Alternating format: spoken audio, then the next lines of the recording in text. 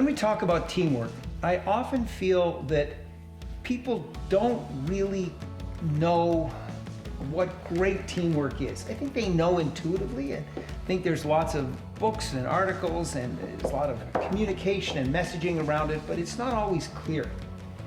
And in my mind, it should be clear. I think within an organization, if the accounting department comes and says, you need to fill out your expense reports, there is a standard that we need to follow in the filling out of those expense reports. We do them to standard. And I believe that we should have a standard for a world-class team. So what makes up the standard? What actually defines the standard of a great team? And I think there are 7 components. And if the team were to self-assess on a regular basis against each of the 7, and where they felt that, well, one or more of them, they need some work, they did something to improve in that one area, then over time, they would truly become world-class. So here are the 7. Every team needs a leader. So do we have a leader? The second is, we need to make sure that there's clear communication among the team. Not does the leader think there's good communication, but does each team member feel the communication is clear?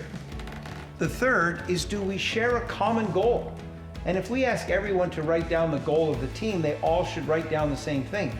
So we need to check to make sure that everyone is working off the same goal. Shared resources, and there are resources that I share that are sometimes very practical, money and resources and space, but there's also other things that are just as important, my ideas, my innovation, my enthusiastic encouragement of the team. These are things which I can share that I can bring. The next is subgroups defined. Within the team, when we form a subgroup, is it clear that that subgroup is actually a team with its own leader following these same 7 principles? The 6th is enthusiasm. We need everybody on the team to be enthusiastic about what we're doing. Otherwise, they're just a drag on the team.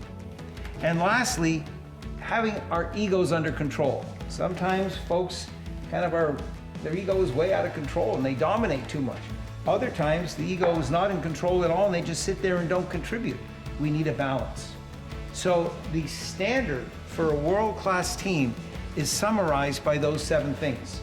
And if a team constantly assesses their performance as a group against the 7 and takes action, then they will ultimately hit the standard and perform at a world-class level.